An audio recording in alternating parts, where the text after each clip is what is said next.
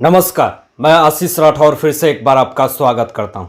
पिछले दिनों सलमान खान की बर्थडे थी और बर्थडे गिफ्ट में उनको सांप का डसना उनको मिला और किस तरीके से सोशल मीडिया पे पूरी तरीके से ये वायरल होने लगी बातें कि वो जो डसा है सांप वो कटरीना कैफ ने डसा है। लेकिन क्यों ऐसा कहा है और सांप के डसने के बाद सलमान खान की क्या हालत हुई ये भी आपको पता चलेगा और उस सांप की क्या हालत हुई ये भी आपको पता चलेगा। इस वीडियो में आगे आपको ये भी बताएंगे कि 5,000 करोड़ की जो प्रॉपर्टी है सलमान खान की, उनका इस दुनिया से जाने के बाद वो प्रॉपर्टी किसको मिलेगी ये ऐलान किया है उन्होंने ही खुद।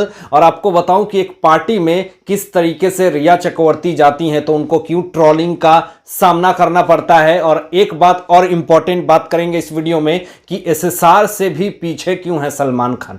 सबसे पहले बात करेंगे कि पिछले दिनों बर्थडे था 27 दिसंबर को सलमान खान की।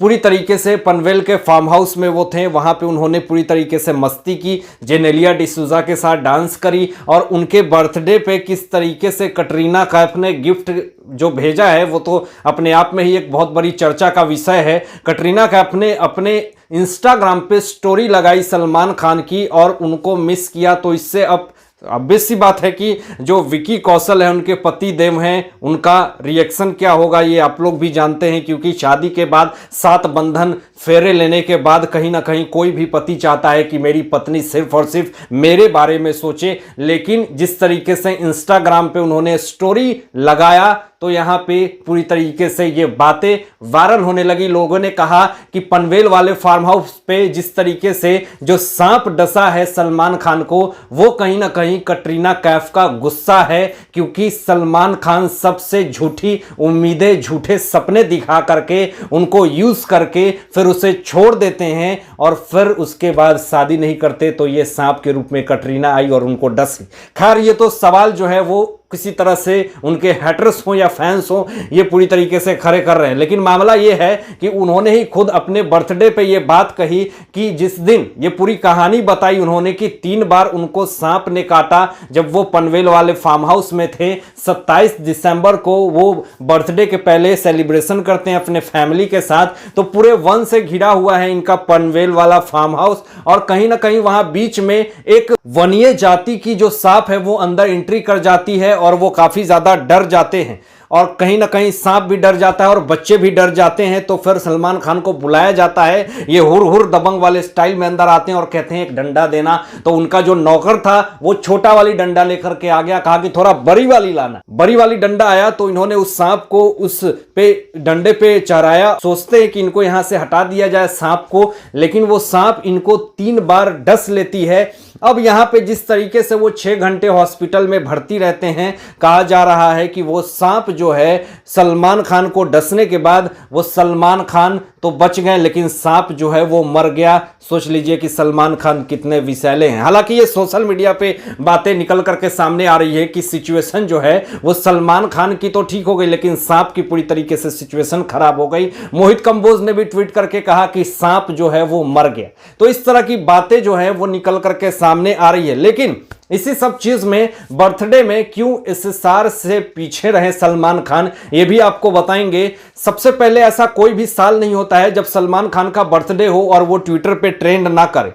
लेकिन जिस तरीके से उनका जन्मदिन था लेकिन ट्विटर पे पूरी तरीके से इनके जो चमचे हैं, जो इनके खरीदे हुए गुर्गे हैं, उन्होंने पूरी तरीके से कोशिश करी कि ट्विटर पे किसी तरीके से इनका बर्थडे जो है वो ट्रेंड करवाया जाए, लेकिन ऐसा हो ना सका। उस दिन पूरी तरीके से हाई प्रोफाइल लेवल पे लाखों लोगों ने एसएसआर की जस्टिस की ट्वीट करी और ट्विटर पे पूरी तरीके से उस दिन भी एसएसआर ही ट्रेंड किए, लेकिन सलमान खान का उस दिन पूरे ट्विटर पे कहीं भी नामो निशान नहीं है। यानी कि ये कहना पूरी तरीके से पड़ सकता है कि यहां पे एसएसआरियंस की पूरी तरीके से जीत हुई और एसएसआर मर के भी आज पूरी तरीके से अमर हैं और वो टॉप में है। लेकिन सलमान खान जिंदा होकर के भी आज कहीं ना कहीं बहुत सारे लोगों के दिलों में हेटर्स का पूरी तरीके से सामना करते हुए दिख रहे हैं। लेकिन अब यहां पे मैं आपको बताऊं कि सलमान खान की जो 5,000 की प्रॉपर्टी है उसको लेकर के भी पूरी तरीके से विवाद छिड़ गई है, उसको लेकर के भी पूरी तरीके से बातें चल रही हैं। ऐसा कहा जा रहा है कि जो भी बॉलीवुड इंडस्ट्री में जितने भी सारे लोगों ने पैसे कमाए हैं, उनके जाने के बाद इस दुनिया से उनके परिवार को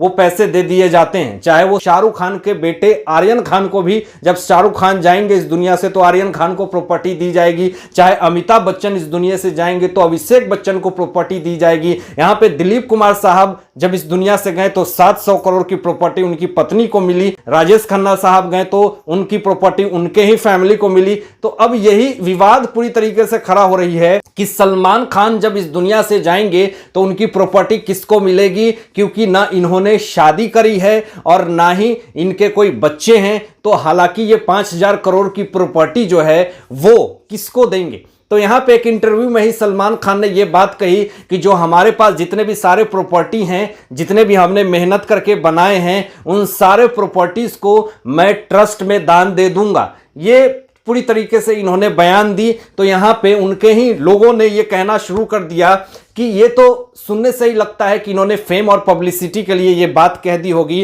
कि जो इंसान 50 साइकिल बांट करके सोशल मीडिया पे, न्यूज़ पे 500 से ज्यादा साइकिल बांटने की जो झूठी खबरें फैलाता हो, वो क्या ट्रस्ट में पैसे दान देगा। जिंदा होकर के तो ट्रस्ट में पैसे नहीं दे रहा, तो जाने के बाद क्या ये ट्रस्ट में पैसे देगा। ये दबंग वाले डायरेक्टर ने ही ये बहुत बड़ी खुलासा करी थी कि ये झूठ चीजें प्रोपोगेंडा फैला करके अपने नाम को बनाने के लिए और कहीं ना कहीं बीइंग ह्यूमन जैसे फर्जी कंपनी को बना करके ये दुनिया को दिखाते हैं कि मैं बहुत ज्यादा दान देता हूं। इस तरह की चीजें दबंग वाले डायरेक्टर ने भी इन बात का खुलासा किया था कि ये सब और सिर्फ पब्लिसिटी के लिए ये बयान है और इससे ज्यादा कुछ नहीं है। अब रिया क्यों पूरी तरीके से ट्रॉल हो रही हैं, क्यों उनको ट्रॉलिंग का सामना करना पड़ रहा है, क्या है पूरा मैटर बताएंगे आपको। पिछले दिनों क्रिसमस डे के मौके पे वो भी पूरी तरीके से पार्टियां अटेंड करना चाहती थी और पार्टियां अटेंड भी करी, लेकिन जिस तरीके से पार्टीज की फोटो आ रही हैं और वो ट्रॉल हो रही हैं, ये बात करेंगे आपको बताएं। अनुषा दांडेकर हैं जिन्होंने क्रिसमस पार्टी करी थी, तो वहां पे रिया भी पहुंचती हैं और आपको बताऊं कि किस तरीके से आज भी ट्रॉलिंग का सामना करना पड़ता है। रिया को काफी ज्यादा ट्रॉलिंग का सामना करना पड़ता है और किस तरीके से आरोप इनके ऊपर भी लगा हुआ है कि सलमान जो है वो इनको सपोर्ट करते हैं और किस तरीके से इनके ऊपर आरोप ये भी लगा हुआ है कि ये इस सार के सारे पैसे को उड़ा करके ये आज पूरी तरीके से अच्छा बन रही हैं, साफ बन रही हैं। तो जब ये पार्टी में पहुंचती हैं अनुषा दांडेकर के क्रिसमस पार्टी में, वहां पे पार्टियां पूरी तरीके से मनाती हैं, एंजॉय करती हैं, तो कहीं ना कहीं पूरे हैटर्स जो हैं और कहीं ना कहीं पूरे सेसारियंस ने पूरी तरीके से इनको ट्रोल करना शुरू कर दिया और कहा कि कितनी शर्म की बात है, क्या तुम्हें शर्म नहीं आती है रिया कि तुम इस तरह से कितना बेइज्जती के साथ, बेलज के साथ तुम क्रिसमस पार्टी में आ जाती हो, किसके पैसे पे आती हो। इस तरह की चीजें रिया को पूरी तरीके से ट्रोलिंग का सामना करना पड़ा, लेकिन रिया को कभी भी इन सब चीजों का फर्क नहीं पड़ता। फिर कोई अगला पार्टी होगा वहां पे ये मुंह उठा करके चली जाएंगी। हालांकि इन सारे चीजों पे, इन सारे बातों पे आप लोगों की क्या सोच है, आप लोग क्या सोचते हैं इस विषय में, अपनी विचार जरूर व्यक्त करें और ऐसे ही लेटेस्ट अपडेट पाने के लिए इस चैनल को सब्सक्राइब करके बेल आइकन प्रेस कर दें और अपना ध्यान रखें। सत्यमेव जयते।